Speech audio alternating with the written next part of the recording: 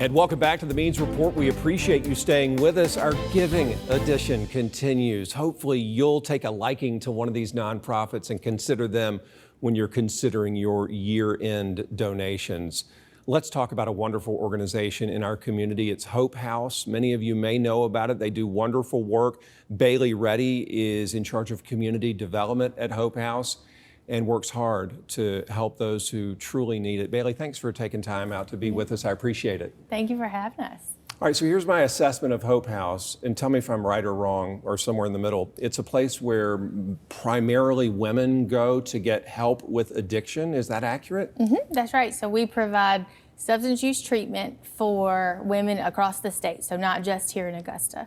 And what makes us unique is that we also serve the entire family. So they live on campus and their children are allowed to come with them if they have children with them or if they're pregnant.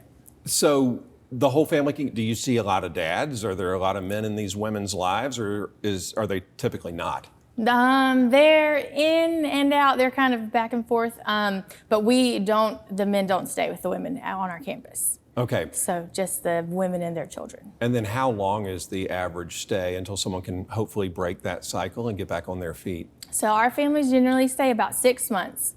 And there's a lot of different steps in that, but for about 80 to 90% when they leave, they've got employment before they leave, a safe place to go, a home that they've either already had before or that they have gotten since they've been with us. You know, it seems like every drug-related story we do on Channel 6 has to do with fentanyl. My question is, what's the most commonly abused substance that you see in your clients? Is it fentanyl? Is it something else? What do people come in needing to get off of? It's definitely a mixed bag, but what is out there right now, fentanyl's in everything. Yeah.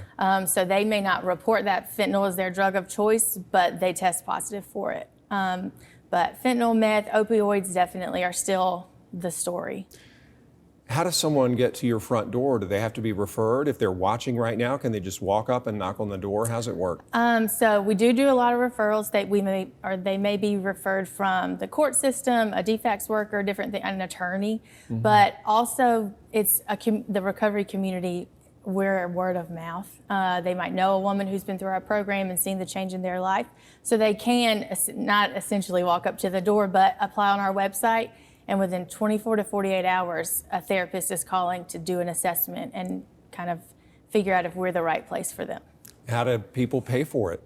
It's completely free. So we're funded through grants and donations through some federal and state dollars, but all of that is matched by private dollars that come from our community. So what's it like when someone is admitted to Hope House and they walk in? Are there medical professionals on hand, or does that come later in the process? What happens? They are assessed within the first 24 hours by a medical doctor from AU. We have a partnership with them with an addictionologist and a psychiatrist. We have our own staff of medical nurses, like RNs and LPNs, that work with those AU doctors on our campus. They don't have to go anywhere else. We can provide all of that there. So yeah, they're immediately assessed. If they need detox, we don't do that on campus. We take them to AU for that, and then they'll come back and jump in with both feet. You know, you talked about your relationship with the court system, I'm guessing law enforcement as well. Once those folks know that these people are working with Hope House to get better, does that sometimes impact their sentence or their trip through the legal system where they'll maybe get a little bit of a break? Oh yeah, definitely. So it may be a condition of their case plan is you complete a treatment program. Some judges locally have specifically said you should complete a Hope House program. And that just, I think, speaks to our reputation as our staff members and therapists that it's not even find a place. You have to complete Hope House's program. Again, because it's long-term, the kids are involved. We have an outpatient program as well. So they have 6 months residential, but they can also work with our outpatient counselor. So they can live off-site, work off-site, but still get access to a therapist, our psychiatrists, and the medical care that we also provide.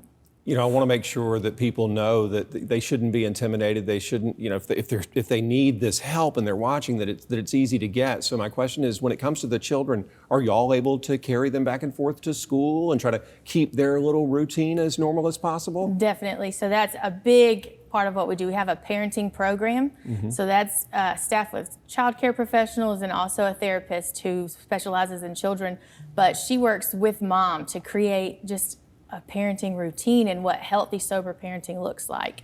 Our kids go to our zone school. The school bus drives to our driveway, picks the kids up. Mom and staff walk up, put kids on the bus, walk up in the afternoons and get them. Like, it's such a normal, cute thing. Is there a typical client? Do these women primarily come from all walks of life? All walks of life, yeah. There's kind of a typical, as in right now we're seeing they're just younger than they have been in the last few years, especially since COVID.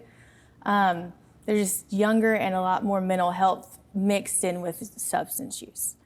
Probably my last question, and it just has to do with, that first moment or two when someone walks into Hope House compared to when they walk out.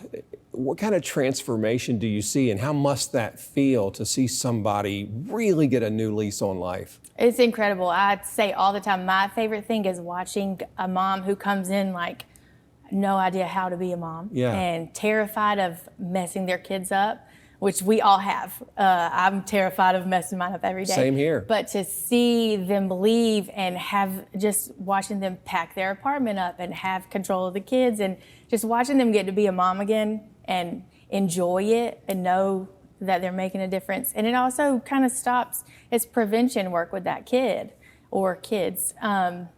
We won't see them in 18 years. Yeah, that's beautiful and super appreciated as well. Bailey Reddy, thanks to you. Thanks to the team at Hope House for all y'all do. We're grateful for you. Thank you. Absolutely. Bailey Reddy, remember Hope House, won't you? They do great work. When we come back, our giving edition continues with the Tuttle Newton Home and their wonderful work on the Means Report.